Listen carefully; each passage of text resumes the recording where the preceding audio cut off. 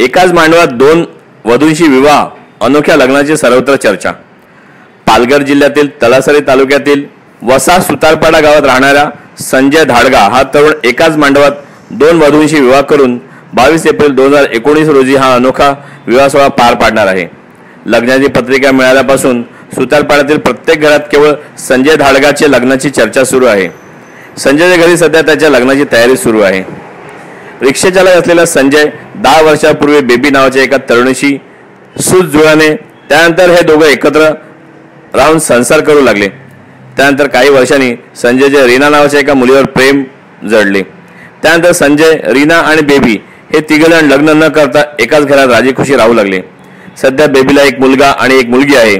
2 अपत्य आहेत तर रीनाला एक मुलगी आहे। पालघर मधल्या अनेक आदिवासी वस्त्यांमध्ये आर्थिक परिस्थितीमुळे अनेक जोडपी लग्न न करता संसार करतात।